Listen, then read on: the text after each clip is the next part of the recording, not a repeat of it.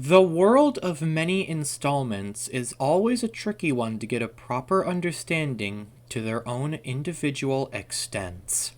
This is a sentence I came up with because no world of fiction could contain this much of confusion as Five Nights at Freddy's. Sure, the basic story is easy, but once you look at all the minor details, it does nothing but scramble your mind with so many things being shown to you that no matter what explanation you come up with, it will have plot holes or people will ask questions about it. Why is this relevant to the topic of the video, you may ask? Because I'm going to give one of these explanations, and let's just say this theory will be a bit out there. Gather your strength and your valor as we dissect who we might be playing as in Five Nights at Freddy's Help Wanted 2.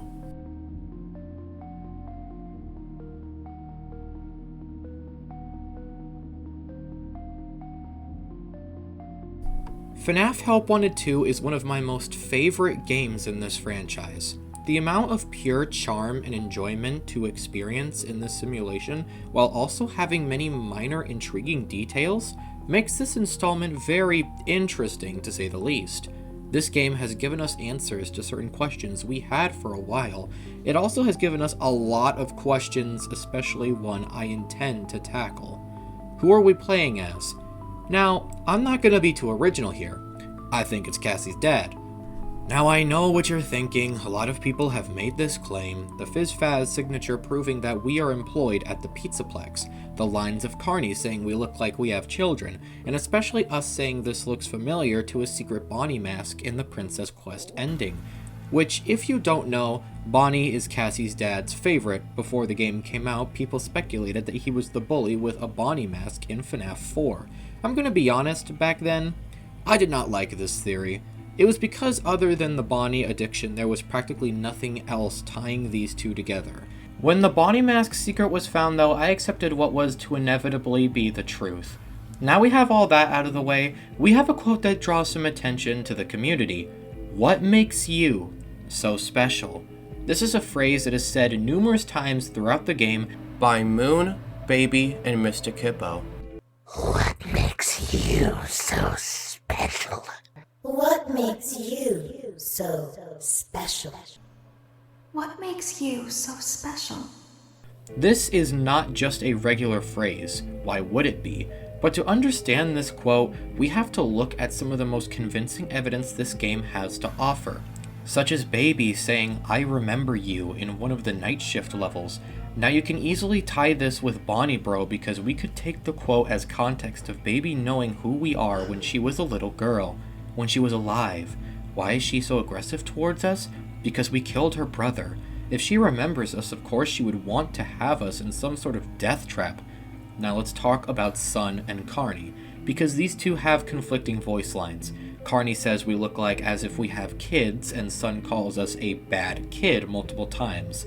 I believe the voice lines we should take sides on is Carney. After all, it wouldn't make much sense if Carney said this to a child, and since Sun is the daycare attendant, it's easy to throw this off as an automatic voice line, since unless you're a weirdo, you are automatically assumed to be a child playing in the daycare. So we have all this evidence on who we are. But as for the name of Cassie's dad, that's something we aren't too sure about. Many theories have been crafted, but I believe to have found one that could work with the ongoing narrative. Cassie's dad is Jeremy, and unlike Rytoast, where he believes he is Jeremy from FNaF 2, I'm taking an alternative route with some evidence that while being effective is also too cryptic to make it a confirmation. This is all speculation, so please take it with a grain of pepper. Cassie's dad, the person we play as in this game, is Jeremy from FNaF Help Wanted 1 after his tragic injury and termination of Fazbear Entertainment. Now just bear with me and let me explain the main point that led to this thought process was the Candy Cadet. While I do believe the first story is a metaphor for something, I'll leave that off to the side for now, as the second story is told of a little girl who listened to a voice by a witch and escaped being eaten with a scar for the rest of her life. Now let me tell you a story about a young woman who, when she was little, was led into a dark forest by a witch. and almost eaten. She had fallen for the friendly voice without discernment, and was led astray. She had escaped before being thrown into the oven, but would have a scar for the rest of her life. Vanessa never received a physical scar from William, just a mental or metaphorical one, and that is the argument that people are making online. But if I were to make this a literal scar, then Vanessa wouldn't work in this substance. In FNaF Help Wanted 1, we collect tapes throughout the game where Tape Girl tells us her story about her co-worker, Jeremy. Jeremy tested the game before her, and when the circuit boards were scanned, Glitchtrap was born and appeared non-stop before him. It was just junk. Circuit boards and things like that. Looked pretty old. Somehow, though, there was usable code on some of it. It seemed to take hold by itself. Things started changing. But then, he started appearing. At least that's what Jeremy said. Jeremy starts to become hollow and crazy from Glitchtrap's influence to the point nothing scares him anymore, and that he needed to be discredited from the project. The thing about it is that I don't think they were going to fire him because of anything he was doing wrong. They just knew he'd seen something. They needed to discredit him. Before Glitchtrap could fully control Jeremy, he takes a guillotine paper slicer and removes his face. When this happens, there were lawsuits, and Tape Girl would talk about him in the past tense on the tapes recorded after the incident. This all insinuates that Jeremy died from his injury, but that doesn't have to be the only interpretation. I'm going to play this tape, and I want you to figure out why that is. There was something that looked like a Halloween mask laying on the floor. I didn't understand. Ink must have spilled. It was only then that I heard a shuffle from the testing room and realized Jeremy must be there. I went back and peered in the window. I couldn't see his face. He had the visor covering his head. He had ink spilled on himself as well. The front of his shirt looked black in the dark room. He turned his head in my direction, but I don't think he knew I was there. We do know that the ink and the mask that Jeremy had on his body was his blood and his face. A lot of you could make the argument that no one could survive this, and that is a fair point, if people in this franchise haven't survived injuries like this already. The Bite of 87 victim lives without his frontal lobe. And William Afton has survived a springlock failure in the silver eyes. With these in consideration, surviving a face removal sounds more possible than it would be normally. And while people say he died, there was actually nothing in the tapes or the game that definitively proves this. Jeremy still had the visor on his head, and he turned towards Tape Girl's direction when she was peeking. There was never a mention of a funeral, and the lawsuits regarding Jeremy can be discredited as injury rather than death.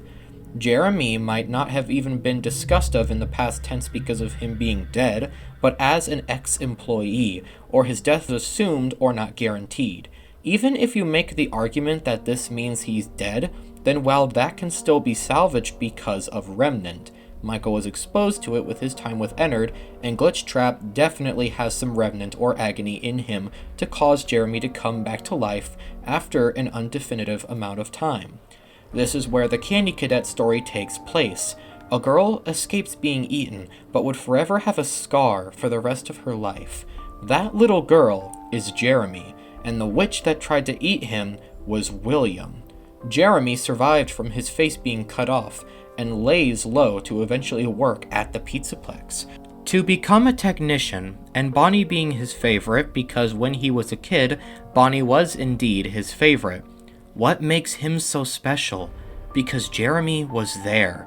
He helped cause the murder of the children by partaking in that awful prank in 1983. The straw that broke William's back and mind over the edge.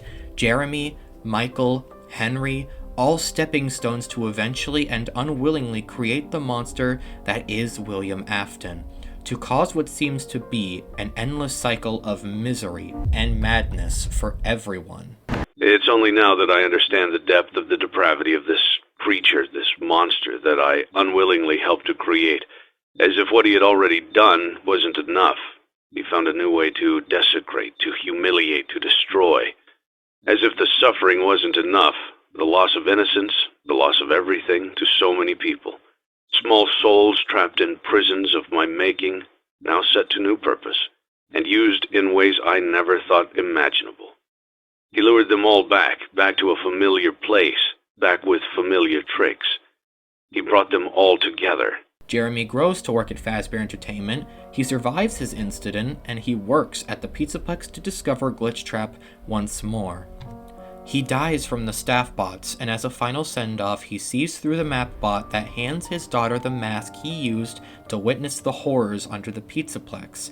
Like parent, like child, and that is where the curtain closes on the story so far. Thank you so much for watching. Be sure to like and subscribe if you enjoyed this video.